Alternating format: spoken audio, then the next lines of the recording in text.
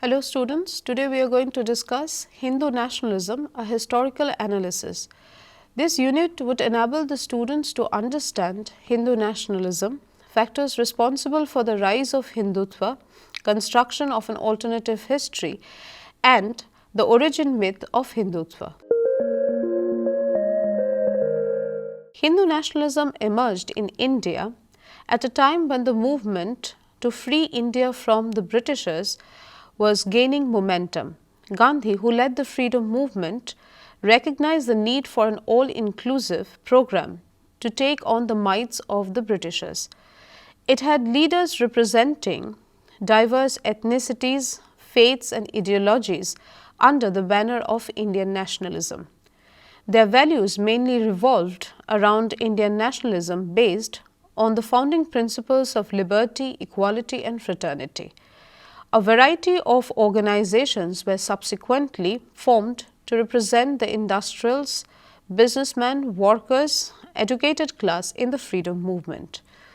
These organizations in turn formed the Indian National Congress in 1885 as they recognized the need for a strong, all-inclusive political organization to fight the colonial power.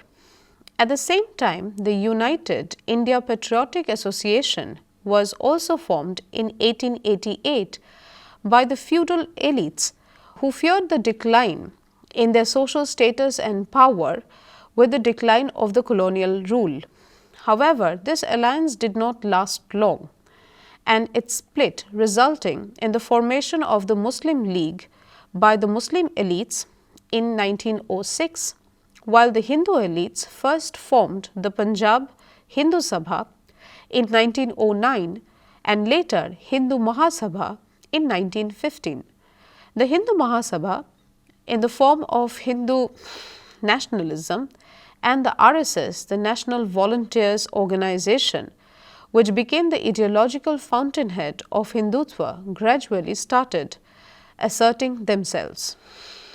Nationalism suggests that a majority community gains the upper hand in setting the nationalist and patriotic agenda while expecting obedience from the minority groups.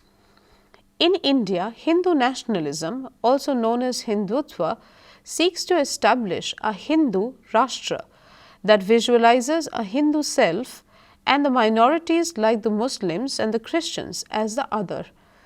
Hindutva as an ideology proliferated by the Hindu conservative elements that aspires to establish India as a Hindu state by using the Hindus who were divided along the lines of caste, class, language and other diversities and differences. Hindu nationalism or Hindutva finds its origin in the major religion in India, Hinduism. It is a mixture of ethno-nationalism, religious fundamentalism and fascism. Hindutva seeks to establish India as a Hindu nation and perpetuate its idea of a homogeneous national unity and identity in a pluralistic and largely assorted society. It promotes an Indian identity of Hindu pride, monopolizes the chronicles on patriotism and loyalty to the nation, and establishes Hindu fundamentalism and bigotry in India. It manufactures the notion of the self and the other through a complex and creative definition of who belongs or does not belong to the Indian nation. Deepa Reddy defines Hinduism in her article Hindutva Formative Assertion. It is organically linked to Hinduism, though the nature of its relationship to religion and religious practices remains indefinite. Its politics are strategic, calculating, instrumentalist, troubling, polarizing, and seems routinely to participate in intense debate, at best rioting and violence at worst. Its modalities of operation, its reliance on state capabilities and particularly its use of theories of primordiality, like it variously to ethno-nationalism, religious fundamentalism, and fascism. Christopher Jeffrelot argues that Hindu nationalism as a phenomenon with its amalgamation of religion, culture, language, and a sacred territory appears to be the result of a perfect recipe for ethnic nationalism. The motto Hindi, Hindu, Hindustan is also echoed in many other European nationalisms based on religious identity, common language, or even racial feeling. The Hindutva scheme of creating a homogeneous India is spearheaded by an umbrella organization called the Sangh Parivar that provides institutional infrastructure to represent every aspect of socio-political life in India. The Rashtriya Swayamsevak Sangh (RSS), literally the National Volunteer Organization or Corps, founded in 1925, is considered the ideological source of Sangh Parivar. It upholds the Hindutva ideology that demands to endorse the Hindu way of life and its cultural symbols in India to establish Hindu hegemony. RSS is also BJP's muscle and provides the cadres and foot soldiers that are indispensable at times of election. The core aim of Hindutva is Hindu religion's revival and reform movements. These include overwhelming fear of religious conversion that is exemplified in attempts to reconvert people to Hinduism, in Ghar Vapsi or Come Home campaigns, and to oppose conversion out of Hinduism. Hindutva also involves the policing of endogamy with regards to both interreligious marriages and the revival of intercaste restrictions, as well as the campaign against cow slaughter. It has also stirred up conspiracy theory like love jihad, whereby accusing Muslim men of feigning love with Hindu women for conversion to Islam. Now we come to the historical analysis of factors responsible for the rise of Hindutva. Three major variables responsible for Hindu nationalism's rise and success. First, British historiography that India made the Hindu-Muslim animosity the centerpiece of historical analysis in order to justify British rule, coupled with a deliberate policy of divide and rule that widened the chasm between the two communities.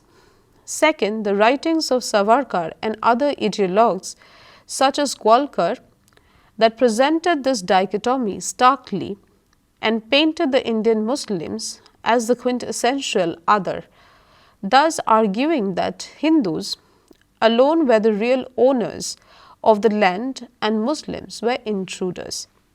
Third, and possibly the most important, the partition of the country in 1947 that hived away the Muslim majority area from India, thus rendering Indian Muslims demographically and politically marginal, if not irrelevant in independent India, thus paving the way for eventual capture of power by Hindu nationalists. The British policy of divide and rule.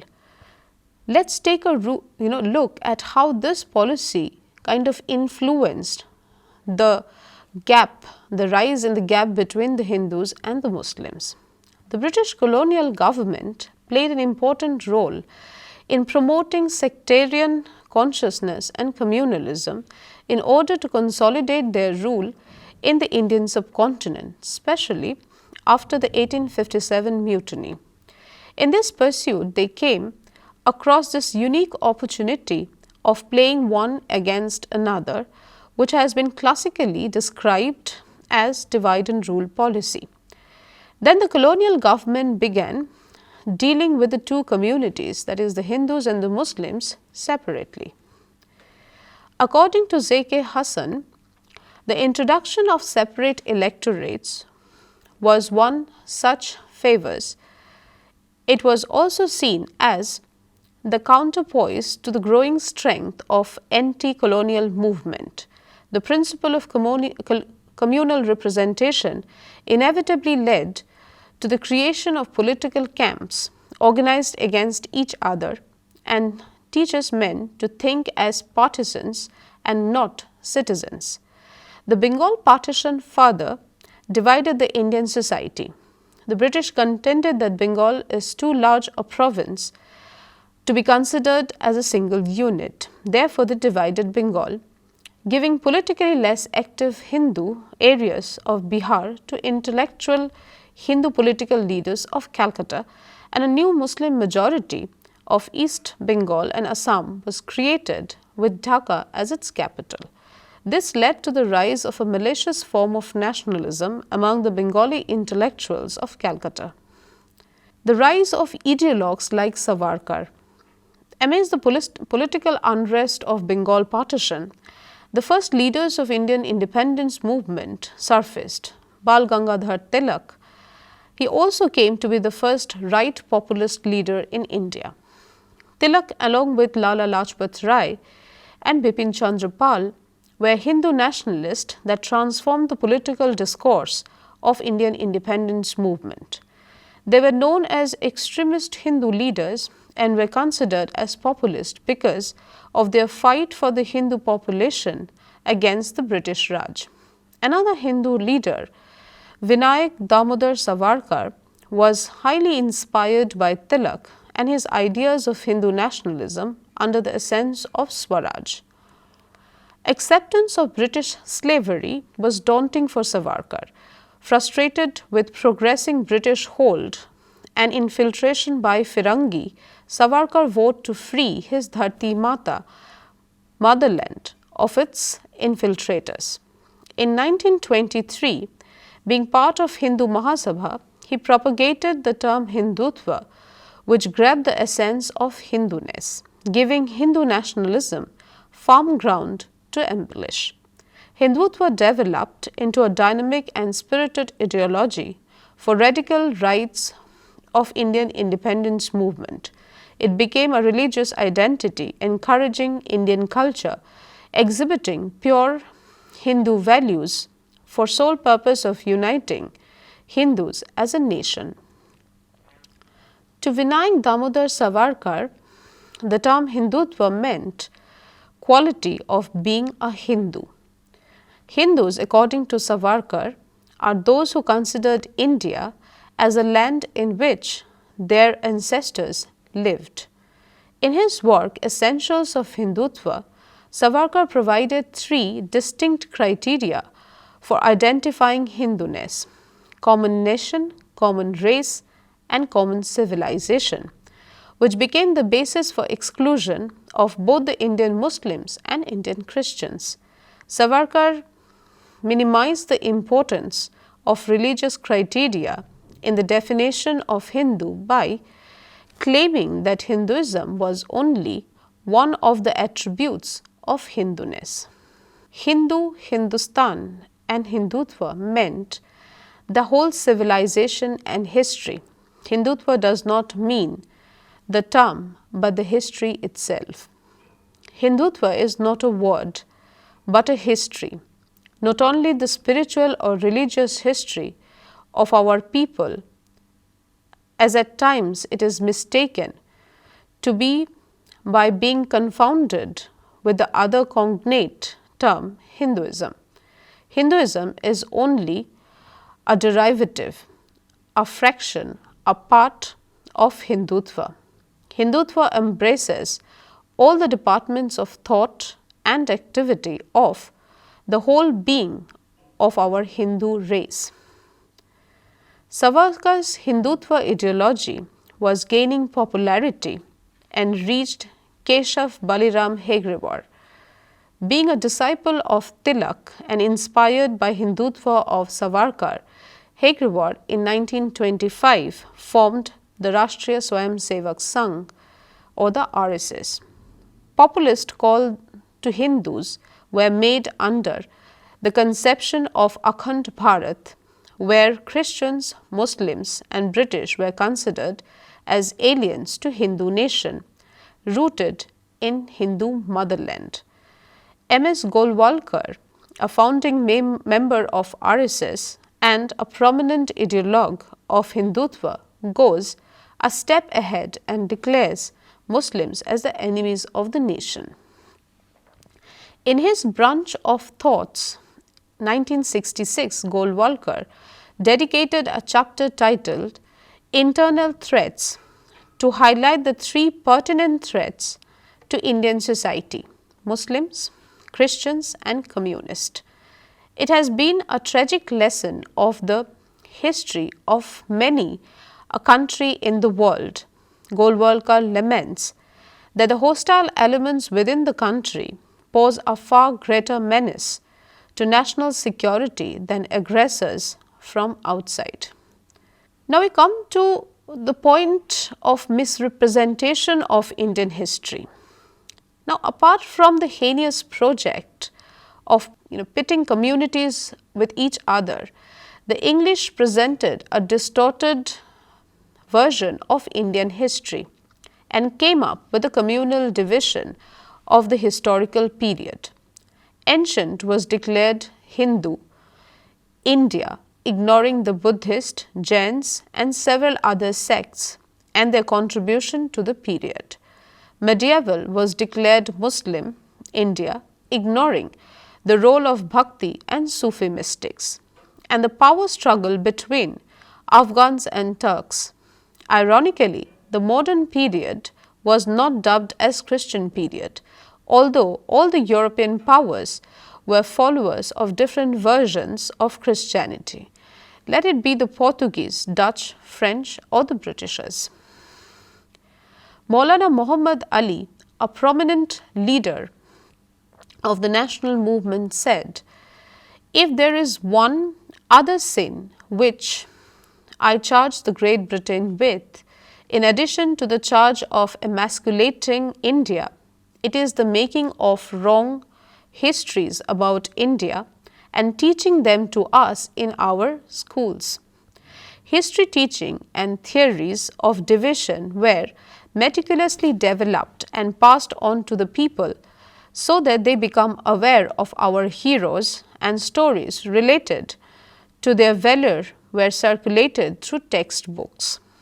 James Mill's division of Indian history into three phases, ancient, medieval and modern, became a framework for communalists, from which they could construct their past and their present identities. The idea of the glorious past, led by the Hindu rulers, and the separateness of the communities emanates from such constructions. Further, such ideas gathered strength from reviving and amplifying memories, real and imaginary, of all the wrongs the Muslim invaders has done in India, humiliating Hindu rulers on battlefields, destroying Hindu temples, imposing of certain taxes and treating non-Muslims as lower than second-class citizens.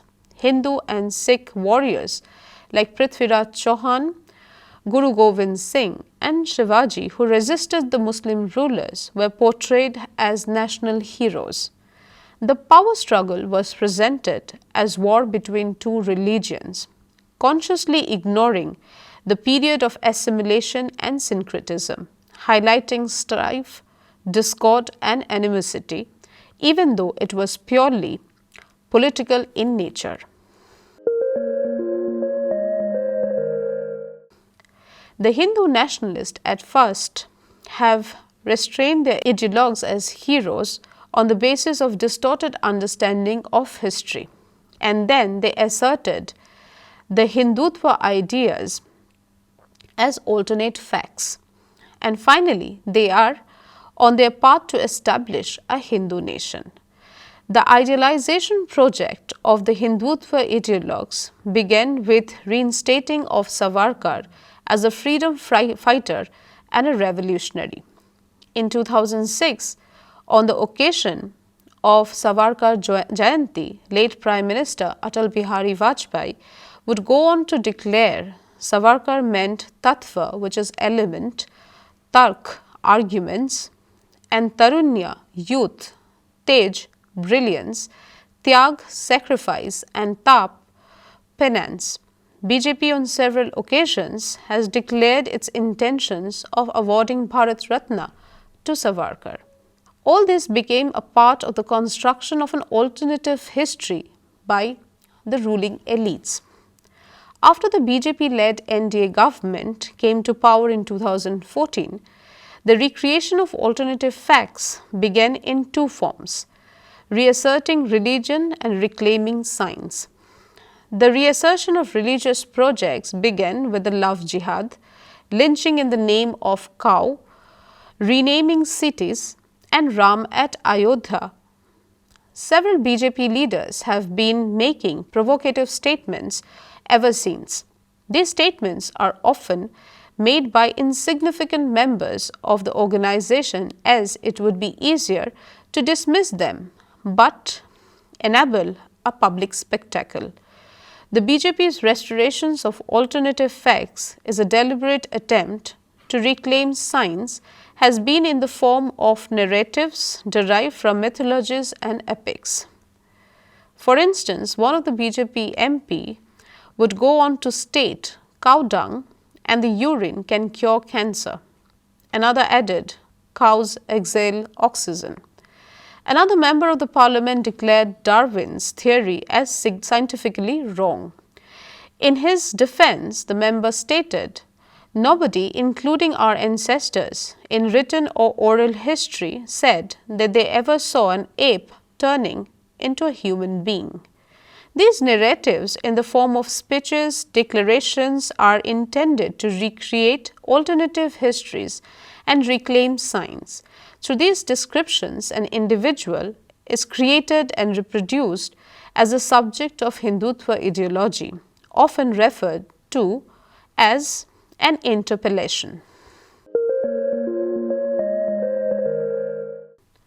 Now we come to the origin myth of Hindutva.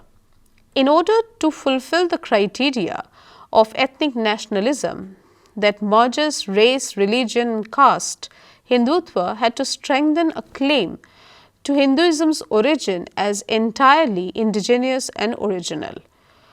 For religious fundamentalist movements, it is important to be grounded on a sound theory of origin, as it plays a central role in constructing a worldview of the unerring nature of the religion and the literal truth of its text or its fundamentals.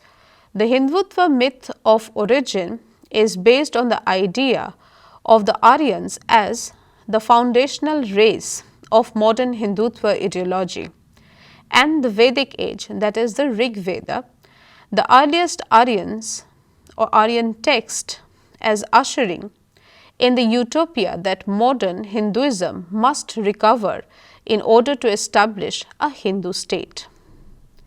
Historical research that points to early Indian people and civilization as being composed of a number of migrants from Africa, and that the group known as Aryans came much later from Central Asia, is now deeply controversial and indeed considered heretical. Historian Ramila Thapar points to the ways in which historical questions regarding Aryan identities are now enmeshed in a variety of cultural politics. According to Thapar, today there is a concerted effort to deny escalating archaeological, linguistic, and genetic evidence about early Indians. This indication amounts to the scholarly consensus which has overturned an earlier hypothesis of the colonial era that Aryans invaded India, a proposition that was accepted by Savarkar. The invasion theory now has been replaced by a gradual migration theory which demonstrates that Aryans, who are a linguistic and not a racial group, gradually arrived in India after the flowering of the large urban civilization known as the Indus Valley civilization, referred to by the Hindutva groups as the Saraswati civilization. The increasing focus on ingenuity and race theory has meant that the official Hindutva view now claims that Aryans were the original Indians, indeed the original Hindus. With this, we come to the conclusion of our discussion. In present day India, the concept of us versus them has been used by the Hindu nationalist to vilify the others. The moment one adversary in the other is eliminated, the Hindutva self would create and target another. The other is sustained itself. Hindu nationalists have been demonizing Muslims as terrorists and asserting their goal of India as a nation for Hindus. Hindutva has tried to create a new nationalism for India. It is pretty similar in its emphasis and content to the monumental unitary conception of Indian nationalism that has tried to serve as the official ideology of the post-colonial Indian state, but it reduces Indian nationalism to a brute Hindu majoritarianism. This explains why Hindu nationalism as a political creed has assumed salience and potency in contemporary Indian state. With this, we come to the end of our discussion. Thank you.